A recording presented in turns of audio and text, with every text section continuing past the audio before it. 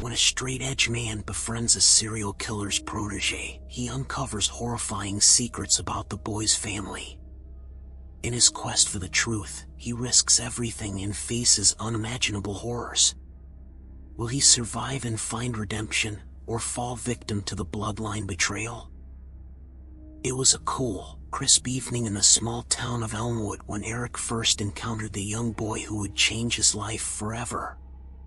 Eric was walking back to his apartment after finishing his evening shift at the local convenience store when he noticed a figure huddled in a corner by the alleyway.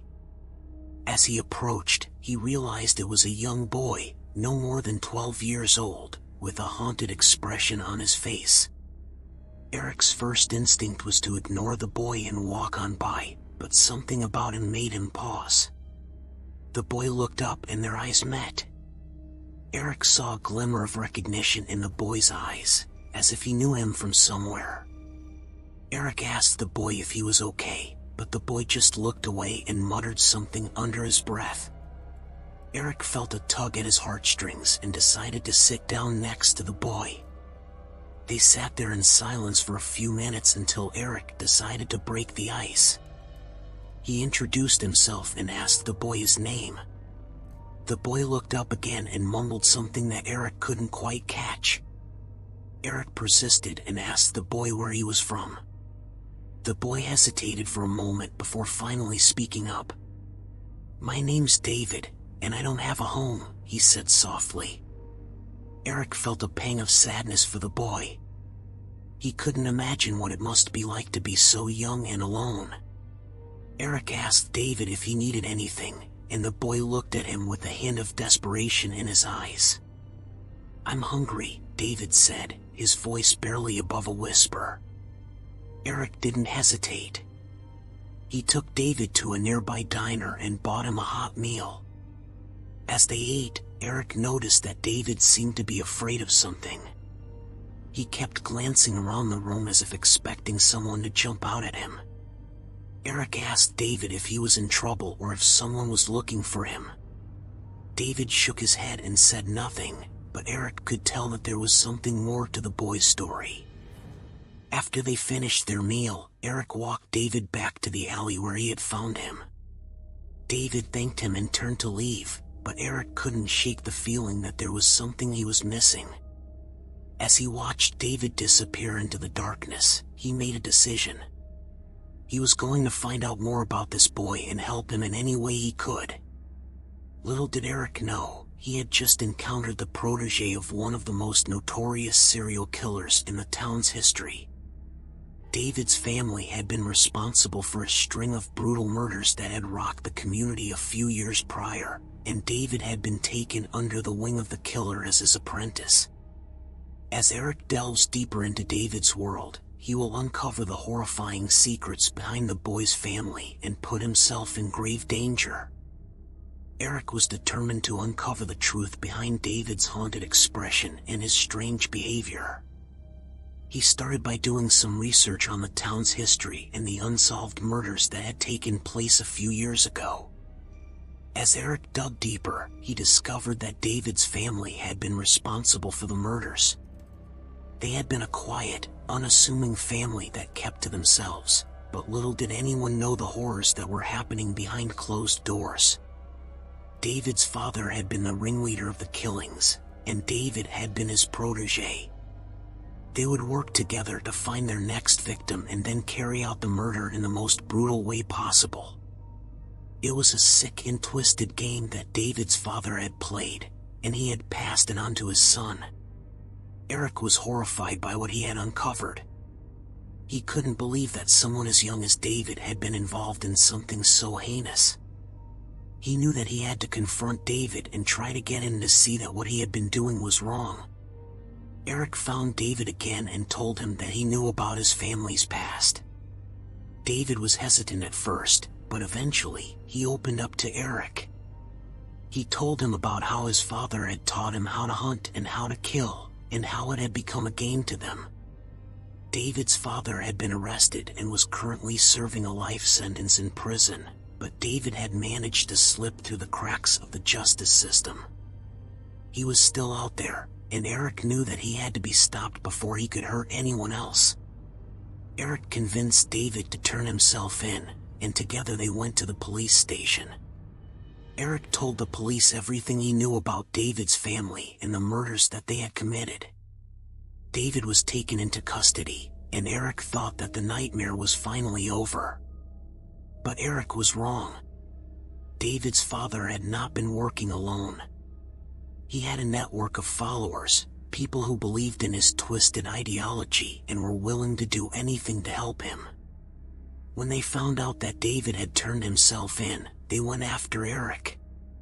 Eric's life was turned upside down as he found himself being hunted by a group of deranged killers. They were determined to silence him before he could reveal any more of their secrets. Eric knew that he was in over his head, but he refused to back down. As Eric tried to evade his pursuers, he uncovered even more horrifying secrets about David's family and their twisted network. He realized that he was dealing with something much bigger than he had initially thought, and that he was in grave danger. The more Eric delved into the darkness surrounding David's family, the more he realized that there was no way out. He had to face his fears head-on and put an end to the nightmare that had taken over his life. The only question was, could he do it before it was too late? Eric had never felt so hunted before. He was constantly looking over his shoulder, jumping at every sound, and feeling like he was being watched at all times. The group of killers that were after him seemed to be everywhere, and he couldn't shake the feeling that they were getting closer. But Eric refused to give up. He was determined to stop David's family and their twisted network of followers, even if it meant putting his own life on the line. He knew that he couldn't rely on the police to protect him, so he had to come up with a plan of his own. Eric spent his days researching and gathering information, trying to piece together the puzzle of David's family and their followers. He knew that if he could find their weaknesses, he might be able to take them down. One day, while he was out getting some groceries, he saw one of the followers from David's family. The man was following him, trying to blend in with the crowd, but Eric could spot the signs of a trained killer from a mile away. Eric knew that he had to act fast. He slipped into an alleyway, hoping to lose the man. But instead, he found himself face to face with him. The man pulled out a knife, and Eric knew that he was in trouble. But he had been preparing for this moment for weeks. He had taken self-defense classes and had even been practicing his own knife skills. The two men circled each other, waiting for the other to make the first move. Eric knew that he had to act quickly if he wanted to survive. He lunged at the man, knocking the knife out of his hand. The fight was intense, but Eric was determined to come out on top. He used all of the skills that he had learned and managed to knock the man unconscious. Eric dragged the man back to his apartment, where he tied him up and began to interrogate him. The man was surprisingly forthcoming, revealing the location of the group's hideout and some of their plans. Eric knew that he couldn't take on the group alone, so he called in some favors from some old friends. Together, they formed a plan to take down David's family and their followers. The plan was risky, but Eric knew that it was their only chance. They would storm the hideout and take out the group one by one. The night of the attack, Eric and his team approached the hideout. The air was thick with tension as they waited for the signal to attack. Finally, the signal came, and they rushed forward, guns blazing. The fighting was fierce, but Eric's team was well prepared. They managed to take out the majority of the group, including some of the high-ranking members. But David's family was nowhere to be found. They had managed to slip away in the chaos of the attack. Eric knew that it wasn't over yet. He would have to keep looking for David's family and bring them to justice. But for now, he felt a sense of relief. He had taken a huge step towards ending the nightmare that had consumed his life. As he walked away from the hideout, Eric felt a sense of empowerment. He had gone from being the hunted to the hunter, and he knew that he would stop at nothing until David's family and their followers were brought to justice. After the attack on David's family's hideout, Eric was on edge. He knew that they were still out there, somewhere, waiting to strike again. But he also knew that he couldn't let his guard down, not even for a second. As he was walking home from the grocery store one day, Eric noticed a car parked on the street that looked familiar. It was the same car that David used to drive, and Eric's heart began to race. He quickly walked to his apartment building, but he couldn't shake the feeling that he was being followed. When he got inside, he locked the door and looked out the peephole. He saw a figure standing across the street, staring up at his apartment. Eric's mind was racing. Was it one of David's family members? Or was he just being paranoid? He decided to investigate further. He slipped out of his apartment and made his way to the street, keeping to the shadows. As he got closer, he recognized the figure as a woman he had seen before. She was one of David's family members, and she was armed. Eric quickly ducked behind a car, trying to come up with a plan. He knew that he couldn't take on a trained killer by himself. He needed help. He called his friend and former roommate, Sarah, who was a police officer. He explained the situation and begged her for help. She told him to stay put and that she would be there soon. As Eric waited, he realized that he had been so focused on taking down David's family that he had never stopped to consider why they were doing what they were doing. What was their motive? What had driven them to become killers? He began to research the history of David's family, tracing their lineage back as far as he could. What he found was unsettling. David's family had a long history of mental illness and violence. They believed that they were chosen by a higher power to cleanse the world of impurities. Eric was horrified. He couldn't believe that he had been unwittingly helping a family of psychotic killers. But he knew that he had to keep going. He had to bring them to justice, no matter the cost. When Sarah arrived, they quickly devised a plan to take down the woman who was waiting outside Eric's apartment. Eric distracted her while Sarah approached from behind and subdued her. They brought the woman to the police station and began to interrogate her. She revealed the location of David's family and some of their plans. Eric and Sarah were able to piece together a timeline of their past murders and attempted killings. As they went through the evidence, Eric felt sick to his stomach. He couldn't believe the horror that David's family had inflicted on so many innocent people. But he also felt a sense of closure.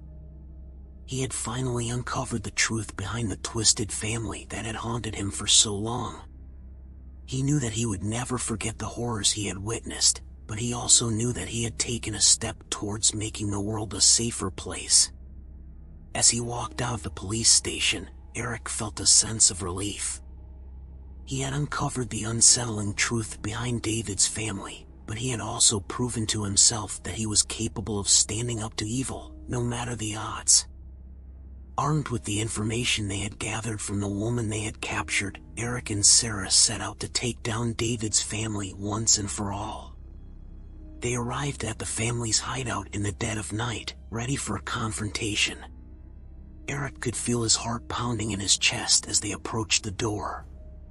He knew that this could be the end for him, but he was determined to see this through. As they entered the building, the stench of decay hit them.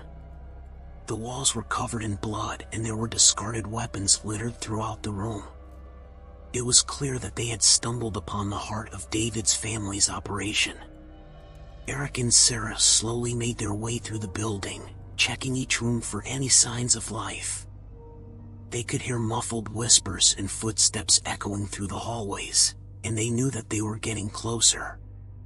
Finally, they found themselves face to face with David and his family. Eric could see the cold, unfeeling gaze in David's eyes as he raised his weapon. But Eric was ready. He lunged forward, tackling David to the ground. The two grappled on the ground, each struggling for control. David was strong, but Eric was determined. He managed to get on top of David, holding him down while Sarah disarmed the other members of the family. As they handcuffed the family and called for backup, Eric couldn't help but feel a sense of triumph. He had taken down a family of killers who had terrorized innocent people for years. But he also felt a sense of sadness. He had lost so much in his quest for justice. His family was gone, his friend had been killed, and his own life would never be the same. As the police arrived and took the family into custody, Eric turned to Sarah. "Thank you," he said simply. Sarah smiled. "You did it, Eric. You took down a family of serial killers. That's not something that everyone can do." Eric knew that Sarah was right. He had faced his worst fears and come out the other side. He had proven to himself that he was capable of anything, even in the face of evil. As he walked out of the building, Eric felt a sense of closure. He had confronted the horrors of his past and emerged victorious. He knew that he would never forget the terrible things he had seen, but he also knew that he had the strength to keep going, no matter what life threw at him. Eric sat alone in his apartment, staring at the blank TV screen. The silence was deafening, and he couldn't help but feel empty inside. He had accomplished what he had set out to do, but it had come at a great cost. He had lost his family, his friend, and his sense of self. He knew that he would never be the same after what he had been through. But he also knew that he had to keep going. As he sat there, lost in thought, he heard a knock at the door. He hesitated for a moment, unsure of who could be there. But he stood up and made his way to the door, opening it to find Sarah standing on the other side. "Hey," she said softly. "I just wanted to check on you. How are you holding up?" Eric forced a small smile. "I'm okay. Just trying to process everything, you know?" Sarah nodded. "I understand. It's not easy to come back from something like this. But I wanted to remind you that you're not alone. I'm here for you, no matter what." Eric felt a weight lift off his shoulders. He had been so lost in his own thoughts that he had forgotten that he had someone who cared about him. "Thank you, Sarah. I really appreciate it." Sarah smiled. "Of course. And I wanted to give you something." She handed him a small box, wrapped in brown paper. Eric opened it to find a photo album. He flipped through the pages, seeing pictures of his family, his friend, and even some pictures of himself before everything had gone wrong. "I thought it might help to have something to remind you of the good times," Sarah explained. "And to remind you that you're not defined by what's happened to you." Eric felt a lump form in his throat. "Thank you, Sarah. This means a lot." Over the next few weeks, Eric slowly began to rebuild his life. He went to therapy, he started going to the gym again, and he even started seeing someone new. But he never forgot what he had been through. He knew that he would carry the memories of the horrors he had faced for the rest of his life. One day, as he was walking down the street, he saw a young boy sitting alone on a bench. Eric couldn't help but see a bit of himself in the boy's sad eyes. He walked over and sat down next to the boy. "Hey there. What's your name?" The boy looked up at him, his eyes filled with tears. "My name is Tommy. I'm lost." Eric smiled. "Well, Tommy, I'm here to help you find your way home. You're not alone." As they walked down the street together, Eric knew that he had found a new purpose in life. He may have been scarred by his past, but he was determined to use his experiences to help others. And he knew that he would never forget the horrors he had faced, But he would also never forget the kindness and compassion that had helped him through it all.